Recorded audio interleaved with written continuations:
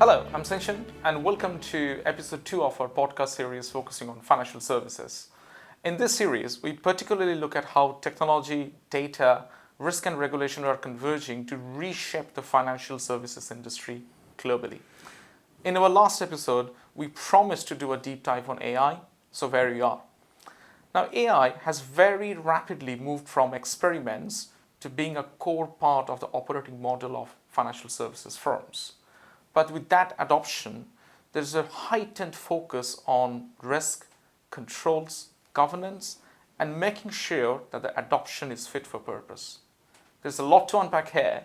So to do that today, I have two fantastic leaders with me in the show today. Feargal, Gerry, welcome to the show. Thank you. Thank you very much. Quick introductions. Feargal, Sure. start with you. So Feargal de Búrca, partner here in Singapore. I lead our APAC-wide financial services technology practice. Gerry. Gerry Chng, partner in Singapore, running the cybersecurity practice as well as looking after AI governance, AI security, and on top of that, serving in the International Committee on AI Standards. Excellent. Thank you. Feargal, if I may start with you. In our travels, we spent a long time in the UK firm together and now in Singapore in an Asian context. Why do you see AI creating the greatest value for financial services firms? It's a very interesting question because AI is generating so much value across financial services that really the breadth of use cases and applications is quite impressive in terms of a technology-enabled change. If I was to break it down across kind of the common themes, what has been quite well adopted to date has been in customer-facing technology. So the use of AI to bolster relationship managers, sales professionals, contact centers, has really achieved a huge amount of improvement around personalization and client experience without, let's say, transforming or creating a significant hurdle on legacy tech. When you look at other use cases, you then got an ability to bolster deterministic models within a credit or a market risk perspective, which is helping to improve the allocation of capital across a lot of the market businesses. Alongside that, from an operational perspective, we're seeing a lot of clients drive value from triage and resolution of operational outages and breaks. But what has become more compelling in recent times is the use of AI in coding and in software engineering. I think there's a benefit to, as a tool to support existing software engineers and really to drive the time to market for change. That is now, I guess, one of the more consistent use cases that we see in the industry. And that. So I guess if I summarize it, Feargal, there is clearly front-to-back implications for financial services firms, and it cuts across both revenue use cases and what I may call as efficiency use cases across the firm. Is that a fair reflection, you would say? Fair to say, yeah. I think there's also insight use cases from a risk perspective. Excellent. That sounds closer to my home in risk and regulation Indeed. than that.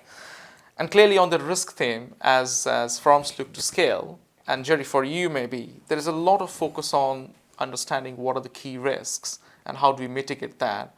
A lot of firms tend to think this is a heightened model risk, but in our discussions on travels and clearly what's been happening in the last few weeks, there's a lot to unpack there. So welcome your thoughts around what are some of the key risks firms need to consider and mitigations around that as well. Yeah. Well, first and foremost, it's definitely broader than just a model risk conversation, right? Because if we look at how traditional model risk frameworks and governance has been set up, it was actually for very specific use cases that once you have tested it, rolled it out, you can use it on a very ongoing basis, and it's kind of predictable, the things that you're doing in there. But as you start looking into some of the use cases, exactly to Feargal's point of where the value is actually created, we're starting to see it is not just within a central tech team that rolls out all these projects. The real value comes in when the domain experts are also enabled and they have the ability to then build things which is meaningful for the business functions that they are in. This then obviously exposes up and opens up the whole footprint of where governance needs to be catered. So it's no longer just a central function that you hope for everything to come in, and it's just not practical for that. So governance has to then be pushed out as some sort of a technical enablers that is then at the individual levels where those things are done as well. So I think broadly from a governance point of view, the fundamental concepts are not new, but it's really relooking at how we are structuring the governance, who runs it. Is it still humans that's doing it, or is there some sort of technical controls that goes out to where we are democratizing the use of AI as well? Excellent. So I think clearly there's a lot of focus on risk management, having a fit-for-purpose governance, and I think the combination of that enables the scaling across the organization around that. But Feargal, to your point, clearly lots of use cases which are well known and being adopted, and Gerry, to your point, there seems to be an increasing idea of the risk and the governance and mitigations around it. So Feargal, in your view, what is the biggest gap in adoption at the moment? What do firms need to consider to really move from those experiments to have real commercial adoption? Yeah, I think it's a real pain point at the moment across the industry because of the ambition that a lot of the big global banks are driving to achieve scale and driving to really see the value. However, they're held back by a couple of key constraints which have been common in the industry. One is the availability of talent, real understanding of how this technology can be deployed at pace with the effective controls. The other is the legacy technology that persists across industry. So really to take advantage of AI, you need to have an ability to aggregate data to really affect kind of change at a very componentized level. And existing technology that a lot of the banks are using is just not fit for purpose. So cases that are being deployed in silos. And so while there's great value being achieved, deploying that globally, deploying that across your operations, across your functions is quite a challenge based on the constraints of technology in place.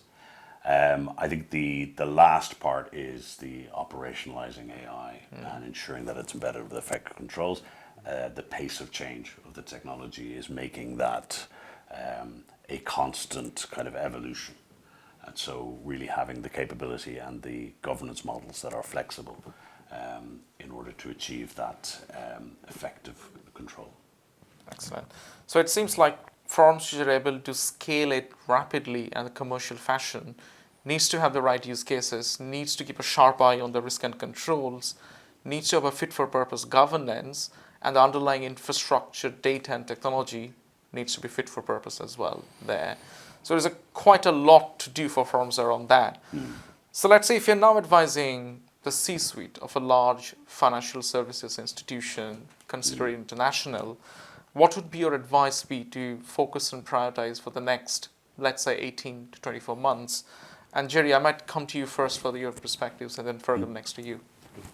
So I think if you start looking at the short-term horizon, some of the whole considerations around that is building that broader program, and I absolutely agree with all the points that Feargal has been talking about, which is what a lot of clients typically tend to miss. Because what they're thinking about is, I'll just enable citizen developers to be able to build things and magic will happen. And it's really a lot that needs to be unpacked as what was discussed. And when you start looking at it, even from a risk and security perspective, it does mean that you are giving machine identities the same privilege that you have, that's going to be having access to data and services that you as a human would have. But common sense would tell us humans that there are some things that we will not do. But when you start giving the same privileges to agents, how have you then created the guardrails, the common sense guardrails behind it as well? So I think one of the immediate things is definitely from an enablement point of view, we want to really start adopting it but it is not as simple as just let's give a license to someone. Whatever Feargal has talked about, I think it's really good. Excellent. And Feargal, your thoughts? Yeah, I mean, we've recently done a study across Singapore to understand the types of use cases that have been deployed. And it echoes similar benchmarking in India. And what's interesting is that the level of sophistication and complexity is actually quite immature. So while there's a lot of marketing and there's a lot of talk about generative AI, the value that's being achieved in the industry is really from simpler models and from kind of proven technology. And so my advice to C-suite is to be somewhat cautious in your approach around AI adoption. A lot of the pressure that it seems to be being pushed out across the market to scale and to drive value is actually counterproductive. A lot of the advice that C-suites are receiving is driven by an agenda to kind of build scale for hyperscalers or for vendors. And that's not necessarily the right approach when you're dealing with a technology that is moving so fast. So being flexible, being open to different strategies, being able to re-pivot from internal build to vendor solutions is really key in order to see the value from this technology over time. And so a degree of caution would be useful at this stage. Excellent. So it sounds like for adoption, keep the commercial focus, drive flexibility in your strategy and implementation, and continued focus on risk control and governance seems to be the key area to scale this business with that. Clearly an exciting area. Lots more to talk about in the future once in there. But for now, thank you, Feargal. Thank you, Gerry, for your very interesting insights. We'll come back again and deep dive on this further, and hope to see a lot of you again as we deep dive into further topics in this series. Thank you. Thank you. Thank you.